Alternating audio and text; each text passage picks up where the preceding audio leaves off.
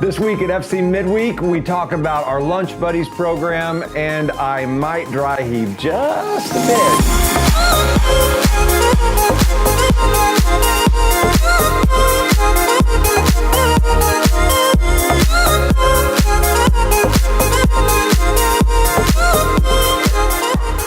Hey everyone, we're here with Jeanna and Amini today to talk a little bit about Lunch Buddies. If you don't know what that is, you can check out this video here. It's that time of year again. Kids are heading back to school and our lives begin to take some semblance of a routine. Many of you may not know that here at FC, we get to partner with Key Elementary in providing Lunch Buddies. Lunch Buddies are volunteers from our church that meet with 1 or 2 kids consistently throughout the year each week. We are paired with kids based on our available schedule, and we get to invest in their lives one-on-one. As a lunch buddy, you get to play games, help with homework, or even share your faith. We've been partnering with Key Elementary over the past several years, and the transformation has been phenomenal. If you'd be interested in helping out in this ministry that goes beyond the walls of this church and really impacts our community, grab a volunteer application for Tulsa Public Schools in the Connect Center, fill it out, and turn it in with a photocopy of your ID to myself or one of our volunteers at the check-in counter. And remember, we are better together. So Jeanna, you've been with us from the very beginning of this program. Can you tell us a little bit about just why we're doing this and what it means to these kids? I had start of 2 years ago a new, if your child is gone, you get a new child. And so I showed up for the first meeting with him, and he was in the gym and he was up against the wall, and the whole classroom sitting down in the doorway, and the principal's talking, but he's over there against the wall. And I don't know why. So, and he'd not met me before, he didn't know I'm coming. Yeah. And so when I introduced myself, and he goes to get his lunch, and he comes up to me, and I said, okay, we're gonna sit back here. And he goes, no, I wanna go sit. I said, no, you're a lunch buddy, and we're gonna sit at this table so I can talk to you and get to know you. So we sat down, and he sat down, he goes, I don't know why I'm here. I have a 800 IQ, and I'm a black belt in karate. As we get to talking, I said, so where did you take karate? He said, Del Apollo Cook. I said, oh, interesting. There's a black belt from there. And I know him. And so I said, so you're so smart and you're a black belt. So why were you up against the wall in the gym? Mm-hmm. And so if Dale was here, maybe he'd be having you do push-ups right now for getting in trouble. And he just looked at me. It went from that. And then he's also the little boy that I did the news segment with about being able to talk about the Bible and pray with them at their lunchtime. And after that segment, the teachers told me, he has changed so much. You're supposed to walk down the halls like this so you don't touch people or lockers or things. That's the principal wants. And so they said, he walks down the hall like this, and he's just a whole new little boy. Wow. Because that gave him something to be proud of. But it went from that and him not wanting to sit from me, from him standing in the doorway with his lunch at the cafeteria, just almost shaking, waiting for me to come. You just get a heart for them. I mean, it feels like your spirit reaches out and I don't know, what is this? You know, so if you have a passion, maybe if you want to be a lunch buddy, if you have something that you have a passion for, that you have in your life that you know has made a difference to you, you just show up and bring what you have. Well, we are looking for more big buddies, is what I call the adults, for our little buddies. The first year, I would stop kids in the hallway as they were, and I'd say, do you want a big buddy? Because we had actually more big buddies than little buddies. Yeah. Then the next year, we had applications for 145 little buddies, wanting big buddies, but we never filled even a fourth of that. Yeah. So the Lunch Buddy commitment is 20 minutes a week on your lunch break to sit with a kid and really change their life and maybe change yours too. If you want to sign up to be a Lunch Buddy, you can grab a background check from the Connect Center in the lobby on Sunday. Just fill it out with a copy of your driver's license and turn it in, and we'll get you started with a little Lunch Buddy. What's up, Foundations Church? As you can see, we can't do it. In honor of Lunch Buddies, we thought we'd do something a little bit different from midweek, and we are going to play a game called Sandwich Roulette. There are 8 sandwich bags here, brown paper lunch bags, if you're familiar with taking your lunch to school. Each one of these has a different sandwich with 2 different ingredients. We are gonna try one sandwich at a time, and we're gonna have to deconstruct the sandwich in our mouth. That was the bag I was gonna grab. You don't know. Okay. So who's first? I am. Michael. All right. It's a mustard sandwich. I'm getting some sort of barbecue sauce. Ham? Gotta get both. It was beef. No, that's not right. That Ew. can't be right. Beef. Hey, that one's not bad though. I'll take that one all day long. Did you take a big bite? I took several. It wasn't bad, so I took several little bites. I do not want to do this and then I right kind of now. could be.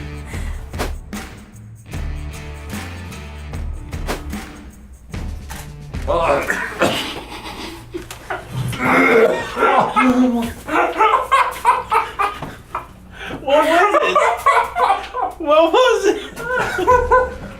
It was some sort of sauerkraut. So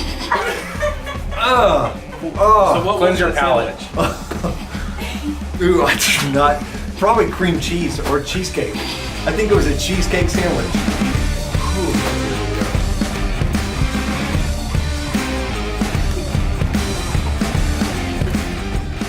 Someone had. Ham? Let's say it's not. That's cheesecake. Oh, Awkward basketball league, and we just call it a draw. I will we had take that draw. We had a good I am time, fine guys. time. Sign up for Lunch Buddies, Key Elementary. It's an awesome time mentoring kids. If you have any questions, stop by the Connect Center after service. well, that was disgusting. And I will tell you, never eat a sandwich with sauerkraut on it, especially raw, because it never is going to end up well. I'm just telling you, don't do it. Say no to the kraut. It should be a campaign. Say no to the kraut.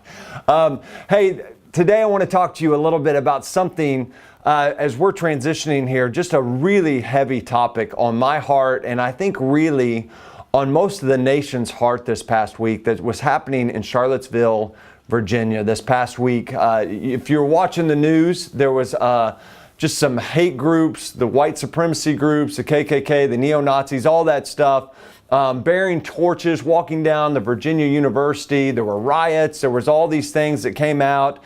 Some guy, took his car as a weapon into a group of people, killed one person, I think injured around 19.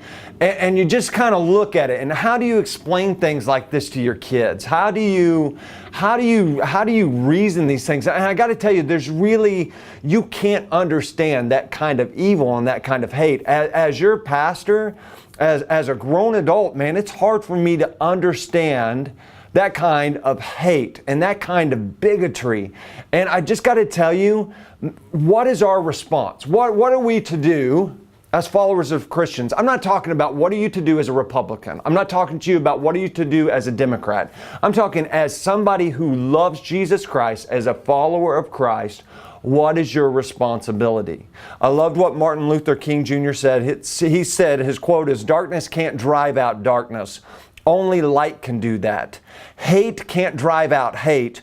Only love can do that." And it goes right into what Jesus said in Matthew 22, verse 37. He says, Jesus replied, the lawyer comes up and says, so what's the greatest thing? What's the biggest thing in becoming a follower of Christ? In obeying God, what is the most important thing? And Jesus says this: you must love the Lord your God with all your heart, all your soul, and all your mind.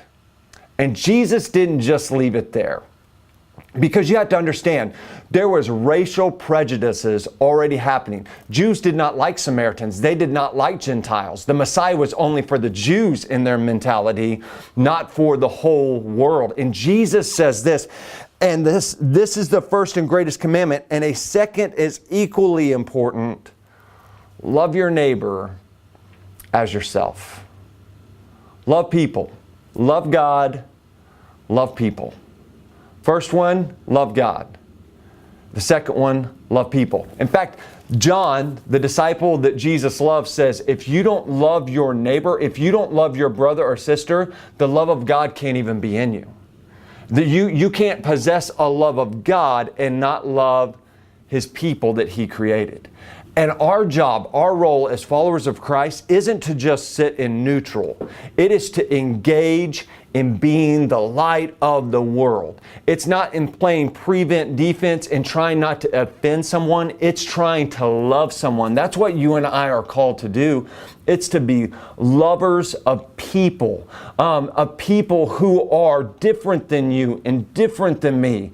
If Jesus said this in the Message translation, He says, if you love the unlovable, if you only love the lovable or people that are like you, what reward do you expect for that? Any run-of-the-mill sinner does that, but love one another. Love your enemies. He even tells us to love people we don't like. And so that's the role as us as followers of Christ, is to love not just people like us, but people that are absolutely against everything we're for. Is to love people that we don't understand. But even more than that, as we're talking about what happened this past week, is that your love doesn't have a color to it.